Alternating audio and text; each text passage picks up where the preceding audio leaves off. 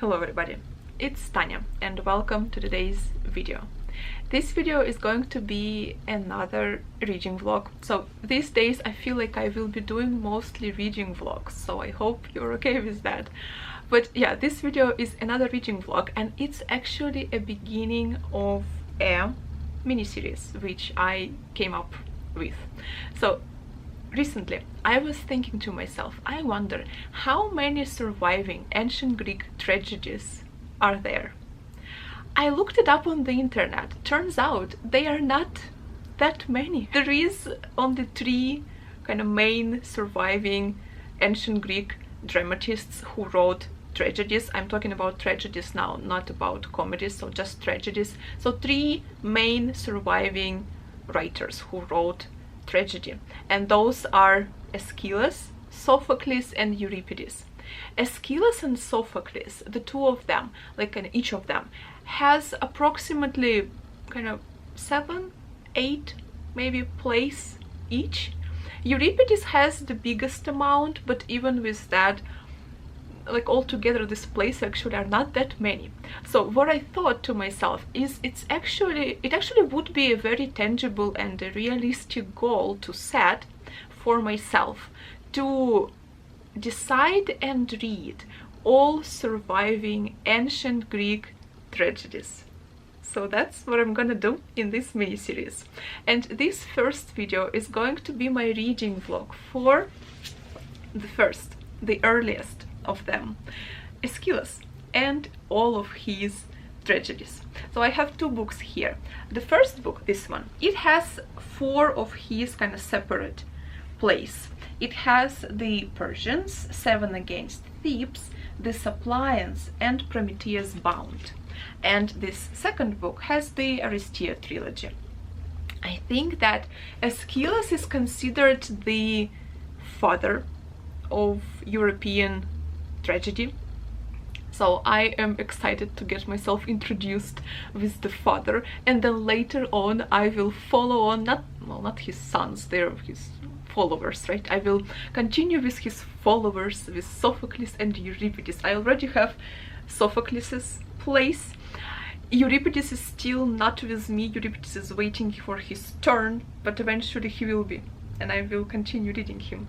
But yeah, this video is for Aeschylus.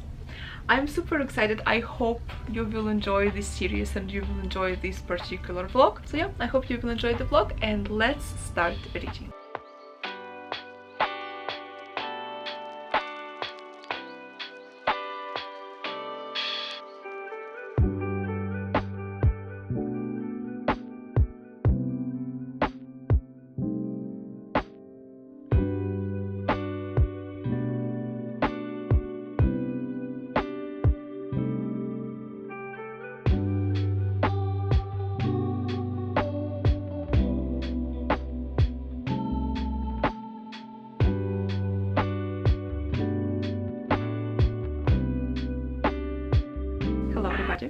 So I have finished the first play in this book, the Persians.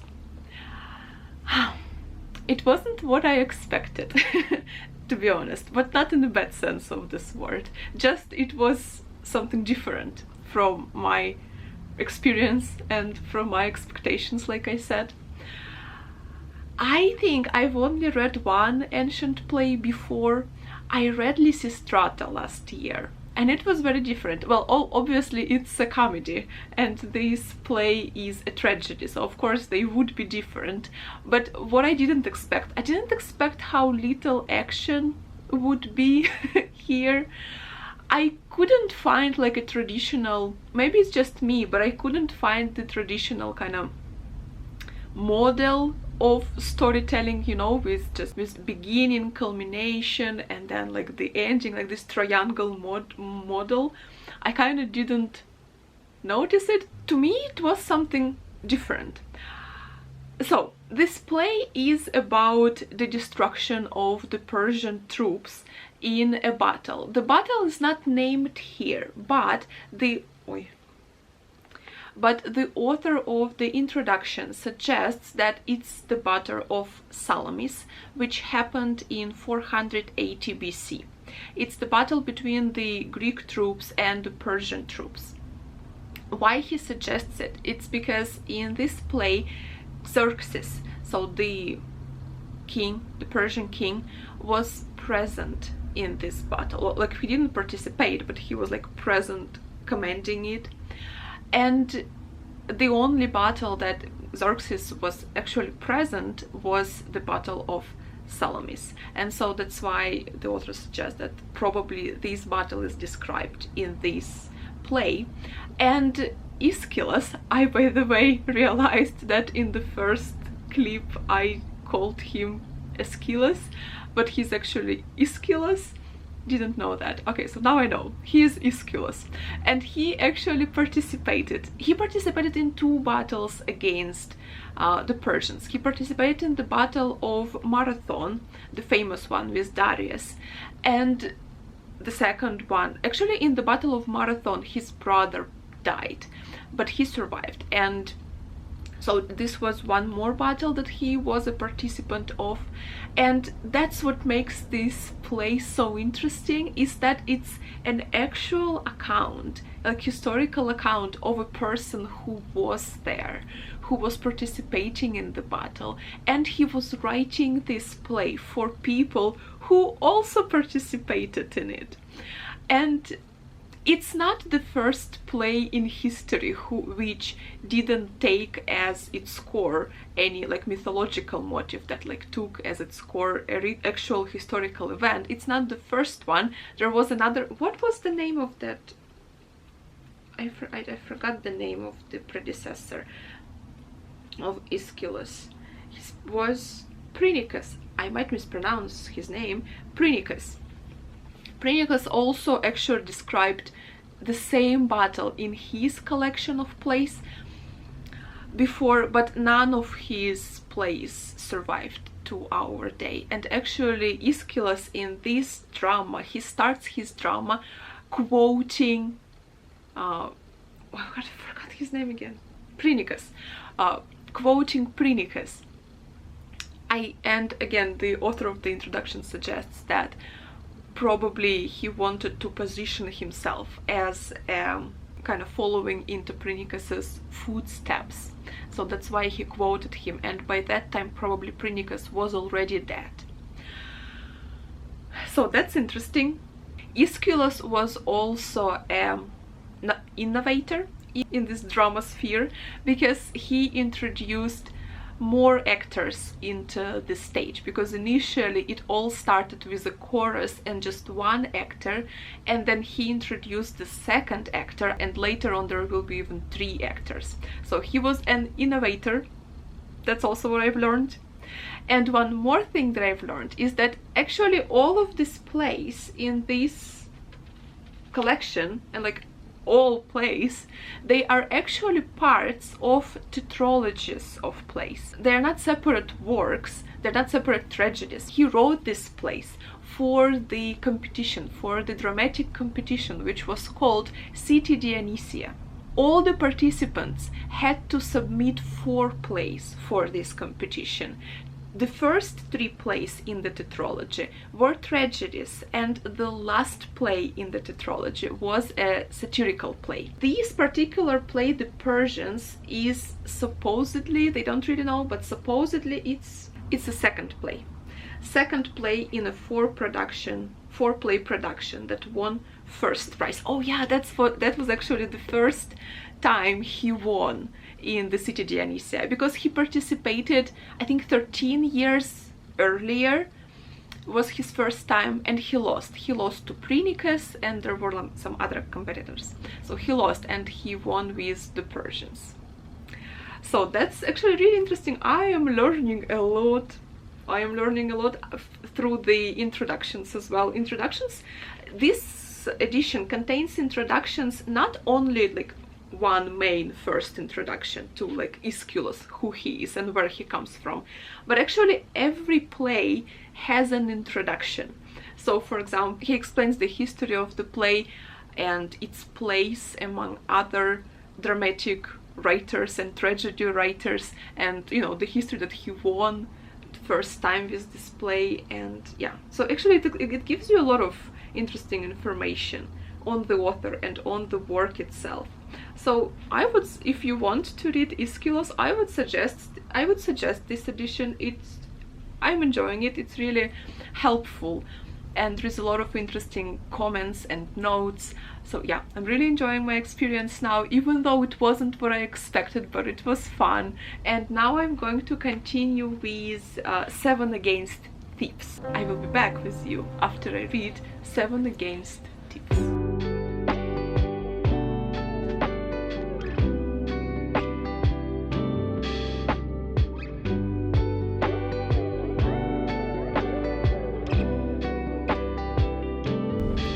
Hello everybody. So I have finished 7 Against Thieves, and I'm ready to share with you my thoughts and feelings on this play. I enjoyed it. It was actually interesting, and I think it had more of this like kind of traditional approach that I expected from the Persians, so that was fun. Unlike the Persians though, the Persians could be very easily considered a play on their own, like a standalone play, not a part of a sequence. 7 Against Thebes is very obviously a part of a sequence, because you are supposed to know the story of Oedipus and the myth of Oedipus, and of course the viewers of this play at that time were very familiar with this myth. And actually the first 2 tragedies in the sequence, which were, I forgot their titles, which were Laius, Oedipus, and then would be 7 Against Thebes, and the last satyr drama was the Sphinx. So the first 2 tragedies in the trilogy were dedicated to the beginning of the myth of Oedipus. The first drama was actually dedicated to his father, who learns from the fates that his own son would kill him, and that's why Laius, he sends the newborn baby with one of his servants, and he tells the servant to leave the baby somewhere to die. However, the servant takes pity on the baby and he gives it away to someone else in the country, and then somehow this baby Oedipus finds his way to the king and the queen of some other city, and they bring him up, and he doesn't really know that he was adopted. Later on in his life, he also learns this prediction that he is destined to kill his own father and to marry his own mother, and mistakenly he thinks that the prediction is about the people who brought him up, and that's why he leaves the city. During his travels, he meets a man on the road, and they have a quarrel, and Oedipus kills him.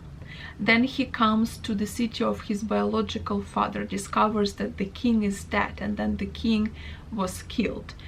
He solves a riddle of a sphinx, and that after that he marries the queen of the city.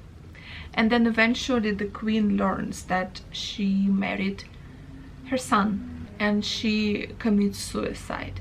After he learns that he killed his own father and married his own mother, he takes out his eyes, and then he gives a terrible prediction to his children that he had with his mother/wife, that you will quarrel, you will fight over the city of Thebes, and like something terrible will happen. So he gave them this terrible also kind of curse.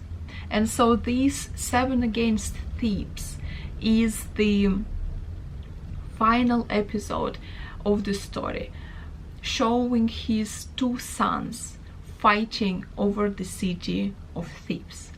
And one of the sons was exiled because the other one usurped the throne, and so the second one had to run. But actually Aeschylus shows the usurper as a younger brother. So actually the brother who was exiled had the right for the city, had the right for the throne, and that's why he comes back with an army to fight for his right. And yeah, so eventually a tragedy happens. This play was, yeah, it was actually what I would expect from a play. I would expect some action, I would expect some development of the story, and all of it was here. I enjoyed reading this play, it was interesting. I feel bad that the previous two plays are lost, but as far as I know, Sophocles' Antigone trilogy are also on this topic. It also talks about the same episode in mythology. So when I will read Sophocles, I will read, you know, like the actual story, the actual myth, the way it was interpreted by Sophocles. But yeah, unfortunately I will not be able to read the whole story in Aeschylus's version of it. But yeah, it was interesting. And actually also in the introduction to this 7 Against Thebes, the author of the introduction says that actually probably the ending of this play was modified after Sophocles wrote his plays, because his 3 plays became kind of the standard version of the story, and that's why later on Aeschylus's play was modified, because at the end of the story appears Antigone, the sister of the 2 brothers, and she stands up for one of the brothers, and she says that he also had the right for the throne, he is also my brother, we should show him some respect. And the scholars believe that initially this part wasn't in the play. They believe that it was added later on, after Sophocles' version of the myth became like the standard version. So that was also interesting. So yeah, I finished 7 Against Thebes. Now I am going to read, where is the next? Which one is the next? The Suppliants. So next I will read the Suppliants, and I will be back with you after I finish them.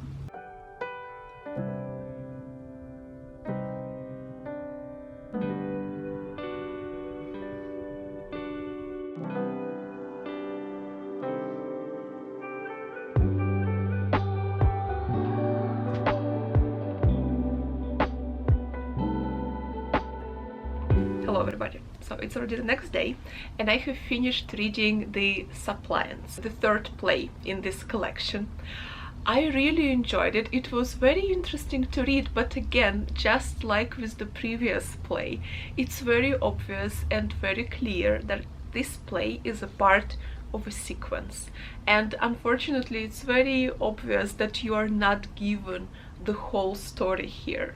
And of course it's nobody's fault, there is no one to blame. The 2 other tragedies are lost, but it's just so sad because it narrates a myth that I haven't heard about before, and I feel like it's a lesser known myth and not many people talk about it, and the story of this myth is not as famous and not as well known as, for example, the myth of Oedipus. In this play we have a chorus that consists of women. They call themselves Danaids, and they come from the land of Egypt, so they are not Greeks. With their father Danas, they are on the run from their suitors. Those suitors are their cousins. They are the sons of Aegyptus. They also come from Egypt, and they want to marry these young women. However, women themselves and their father do not want this marriage. It's not clear from this play why they don't want this marriage, because the author of the introduction, again, he argues that to a Greek viewer, to the Greek audience, if a woman refuses marriage, it's not natural to them. It's like something against God, so they wouldn't accept this position, but they would only accept it if there would be some like logical actual reason for them not to want this marriage. And like I said, the father doesn't want the marriage either, so it's very logical to assume that there was this reason.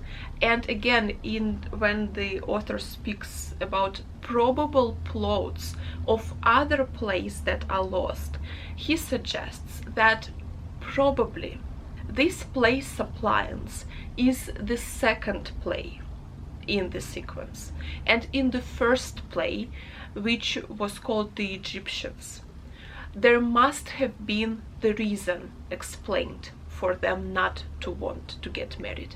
And the possible reason can be found in an ancient commentator's text. And that ancient commentator, he says that Dennis, so their father, was given again a prediction by the fates.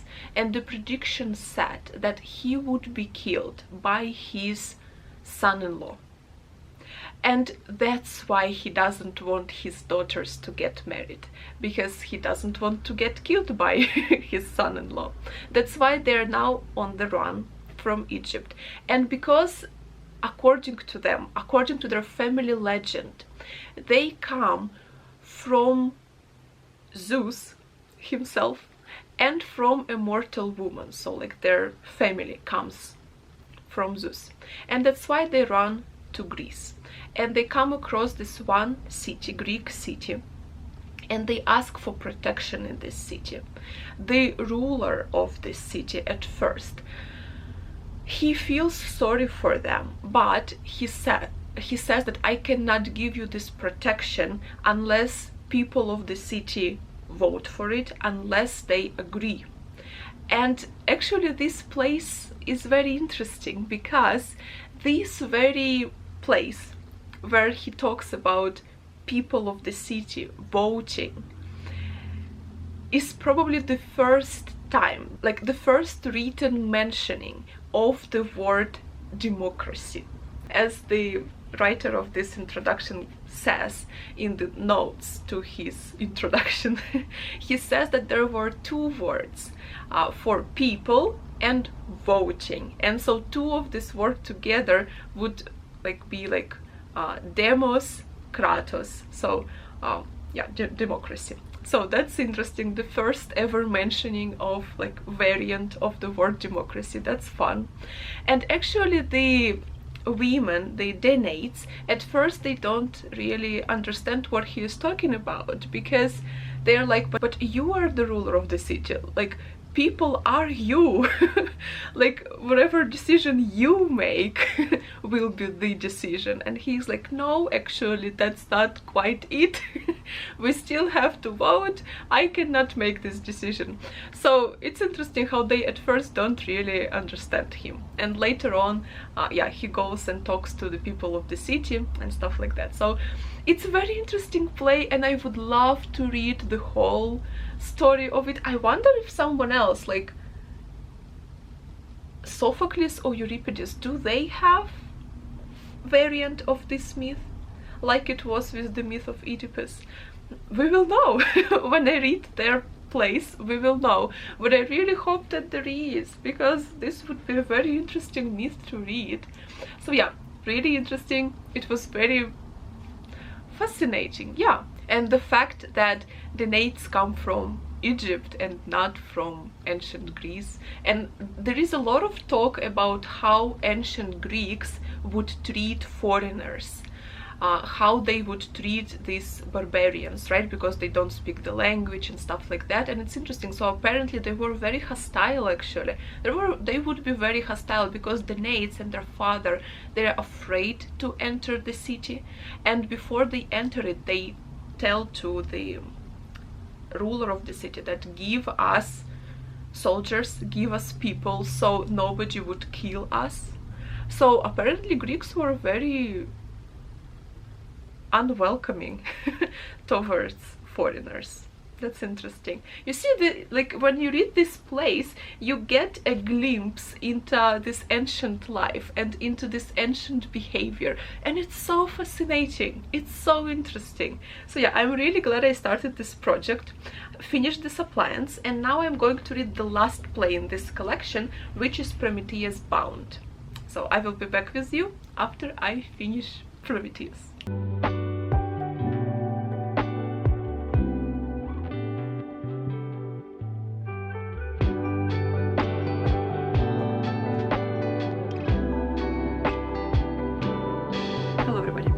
I have finished reading Prometheus Bound, the last play in this book. I've learned quite a bit actually. The plot of this play is that we have Prometheus, obviously. He was kind of hanging on the mount. At first, he explains to the chorus how this whole situation happened, why he is being punished like that, and it's like a very terrible punishment because he will suffer really a lot. So he will be hot during the day, he will be really cold during the night, he will be lonely, and it's a really scary punishment that he is going to be undergoing. And he explains to the chorus what happened, and of course he is punished for giving people the fire. But according to this play, he didn't only give people the fire, he also gave people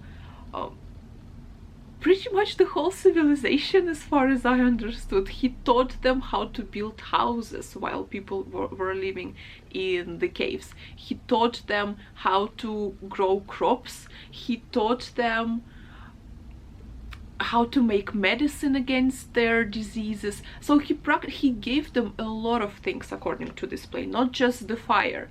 So, and that's why he is being punished by Zeus. But he doesn't despair, to be honest, because he has a prophecy. His mother is a deity, and she is a prophetess, so she sees into the future, and she told him how Zeus is going to be brought down, kind of what's going to happen to him. And the prophecy is that he will be brought down by his son, just the way he did with his father Titan, right? And so Prometheus knows who will be the mother of this child, right? And according to this, right, so the mother is Tethys. Tethys is the mother of Aeschylus, because later on he apparently shares this secret with Zeus, and they all decide to marry Tethys off to a human, because the prophecy is that she will give birth to a child who will be more powerful than his father. And so in order this not happen to Zeus, even though he really desired this goddess, they married her off to a human king, and then Achilles was born. And so all these kind of myths, they are coming together through different sources, and my mind is being blown. It is so interesting. Also in this play, this play is very connected, and it kind of pays homage to the previous play I was reading, to the Suppliants, because the beginning of the story of the family of the Suppliants is told in this play, because their ancestor, right, Suppliants' ancestor, this woman who was turned into a cow, she comes to Prometheus while he was hanging, and she was kind of in delirium. She was delirious and she was running, and then they start talking, and he tells her what's going to happen to her. And according to him, her not her offsprings, but like children of her children, there will be one guy, one person who will come and unbound Prometheus, so he will save Prometheus. And again, all of these myths and stories from different plays and myths are coming together, and it's just cool. It's very satisfying. So yeah, I'm really enjoying all of this kind of stuff. Really interesting. Unfortunately, I will not be able to read the whole story again, because there is only one play that is survived our day, right? So the Prometheus Bound, but there was a different play, like next play, Prometheus Unbound. So I guess in that play we would see this offspring of this woman cow to come and save Prometheus. Maybe he would also share the prophecy with Zeus, I'm not sure, but unfortunately again we will not be able to read it. Okay. Unfortunately, but it would be really interesting. So yeah, I'm really enjoying this currently. I think, I'm not sure, is Prometheus the most enjoyable play that I've read so far? It's close to the Suppliants. I also really enjoyed the Suppliants. I think the Suppliants and the Prometheus Bound are two of my favorite plays in this collection. So yeah. Now I will continue with Oresteia. I'm very excited because that one is a like collection of all 3 plays. So I will know the whole story. I will read the whole story finally. So I'm very excited about that. I will come back to you. I think I will come back to you after I read all 3 plays, like after I read the whole trilogy, and I will talk about the trilogy as a whole. And then we will talk about all the results of this vlog. So yeah, see you soon.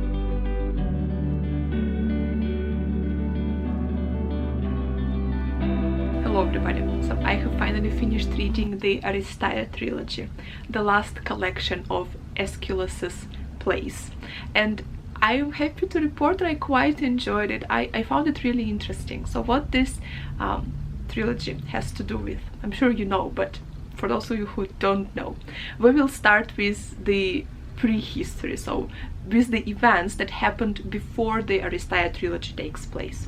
So everything starts with 2 brothers, Atreus and Thyestes. Atreus is the king of Argos, and his brother Thyestes seduces his wife, and eventually his wife cheats on him with his brother. After Atreus learns about that, he banishes his brother, and Thyestes leaves the city.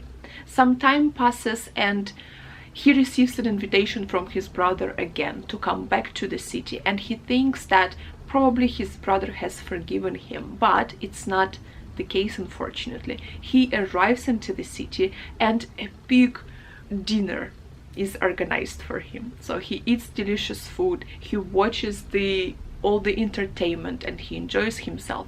But by the end of this dinner he learns that he has been served the flesh of his children, because when he was banished from the city, his children were left in this city, and so eventually that's what happened. He was invited to this dinner and he was served their flesh. After he learns this, he curses his brother and he curses his house, and he leaves one of his sons to avenge what has been done to him. And the name of the son is Aeschylus. With ancient Greeks, as you will be able to see in this trilogy of tragedies, father's guilt will be paid by his son, and we see that this curse, it will seriously affect lives of his offsprings and of his family that comes after him. So what we have Agamemnon and Menelaus, and they marry 2 sisters, Helen and Clytemnestra, right? And then of course you know the story of Helen, and she is being abducted by Paris. Menelaus and Agamemnon, they collect all the Greek forces to go to Troy and to avenge what has been done to them. But they get stuck on an island because of the winds that don't allow them to move any further and don't allow them to go to Troy. Agamemnon receives a prediction, a prophecy, that the goddess Artemis is angry with him, and she will not allow him to sail unless he sacrifices his daughter. He and Clytemnestra had 3 children: Iphigenia, Orestes, and Electra. And so he is to sacrifice his first daughter. Of course, he is torn between his family ties, his paternal feelings, and his role as the head of an army. And he prefers the second role. So his first daughter is sacrificed. That of course angers his wife, and Agamemnon pays for his decision 10 years later, after he comes home a conqueror of Troy, and he pays for what he has done. So that's where the events of the trilogy start.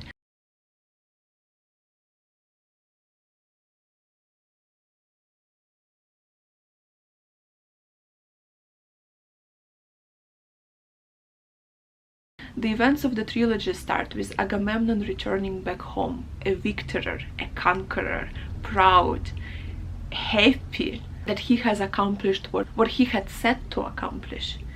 He returns home, and his wife Clytemnestra covers him with thousands of compliments and praises, and telling him how much she missed him, how much she has been waiting for him. He also brings with him a slave, a girl slave.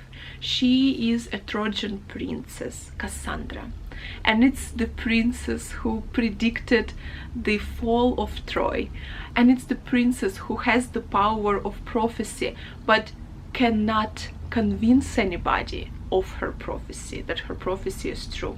And so she arrives, and she falls into panic, she falls into despair, and she says that now the great king is about to be murdered, and that she will be murdered with him. But again, everybody is listening to her. Chorus, she was telling it to Chorus. Chorus is listening to her, and they don't really understand what's happening. Like, why is she saying that? They're kind of confused. She understands that nobody again listens to her, and she enters the palace, and that's when Agamemnon is murdered, and herself as well. The second play has to do already with Clytemnestra and her paying for what she has done, because Orestes, her son, that she sent away and who grew up somewhere far away, he comes back to the city, because he also received a prophecy from Apollo, this time from Delphic oracle, saying that he is to go to his hometown and to avenge his father. So he is to kill his own mother. So the second play is going to be about revenge to Clytemnestra, and then the third play is going to be all about Orestes paying for what he has done, because he has murdered his mother, and that a blood relation, because when Clytemnestra murdered Agamemnon, they were husband and wife, so there was no blood relation between them, and that's why gods, they kind of let it pass. Orestes and Clytemnestra, he is her son, and after murdering his mother, he murdered his blood relation, and that's something that is unforgivable. That's why the spirit of Clytemnestra, because she is angry after she is being murdered by her son, she sends these goddesses towards him. So these goddesses, they follow him everywhere, and they shame him. Yeah, they have this these are kind of special deities. The Olympian gods, they despise them in a way, they disrespect them. They are kind of these dirty gods, kind of disgusting gods. So they are not among the Olympian deities. They have like a lower status. And so they are sent by Clytemnestra to follow Orestes everywhere. And Orestes goes to Delphic oracle to ask Apollo for protection against these deities, and Apollo sends him to Athens, and he says that ask Athena for justice. So ask Athena to decide and to defend her. And then he goes there, and Athena says that I cannot decide it on my own, because if I rule in your favor, the gods who are following you, the deities, they will be angry and they will bring destruction to my land, and I cannot allow that. But at the same time, I'm kind of on your side. So she collects kind of a court, right, like a court of people, and she says that both sides should prepare their defense. So Orestes invites Apollo, and in Apollo's speech, when he was talking, like he was talking in defense of Orestes, he said something really interesting. I guess maybe it was the idea of ancient Greeks of that time, I don't know, because the question of which parent is more important arises. A mother is more important or a father is more important. And Apollo said something really ridiculous. When I was reading it, I was like, okay, it's ancient Greece, it's ancient Greece, the key word ancient. Because he is like,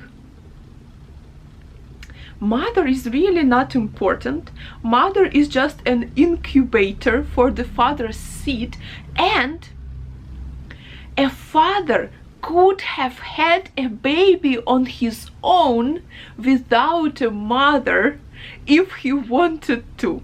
And he brings an example of Zeus, how he gave birth to Athena.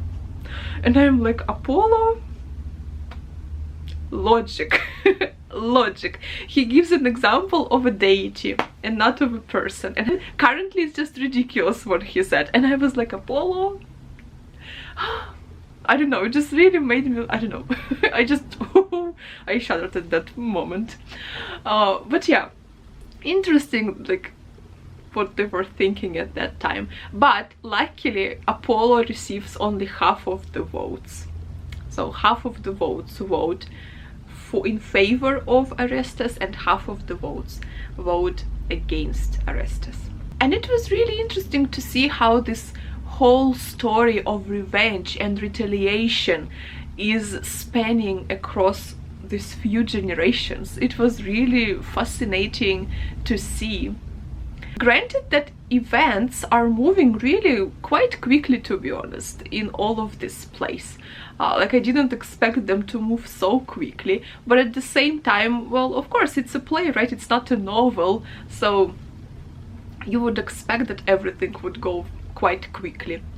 And yeah, they're also quite short plays, like 40-50 pages, so you read them very fast.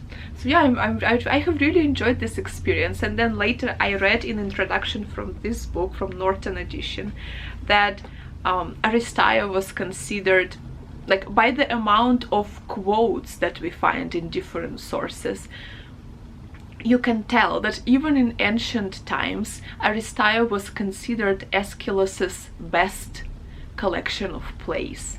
And that's probably why it has been copied so many times that it has survived till our day. And also in this introduction it is said that majority of ancient Greek literature has been lost between 400 C and 1000 years CE. And Oresteia has survived that kind of dark ages when literature was being lost. So it just goes to say how popular it was even back then, and it is still popular in nowadays. So yeah, really interesting, fascinating. I still haven't read like all the additional material. I've only read the introduction in here, but in Norton edition there is a lot of additional material on Oresteia. Like, they also provide you with like art pieces that are made kind of based on this,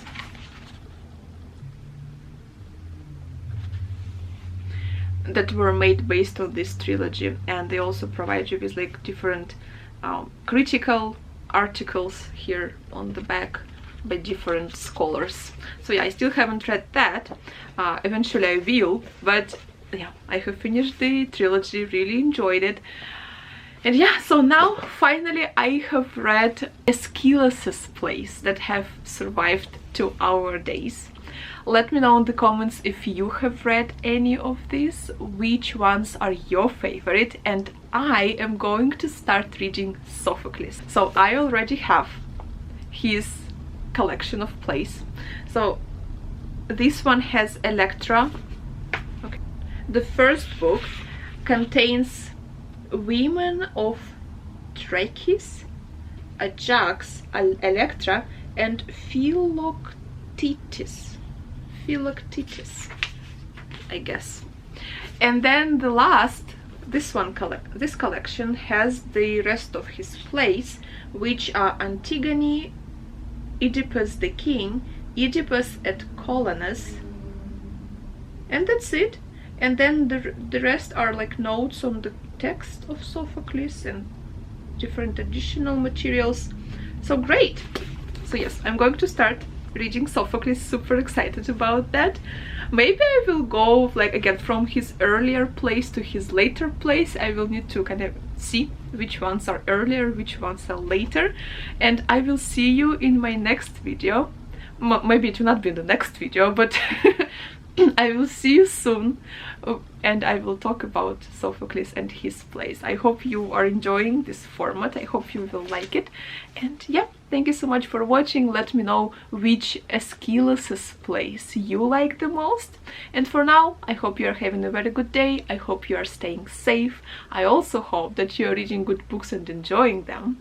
And I will see you soon in my next videos. Thank you very much for watching. Bye.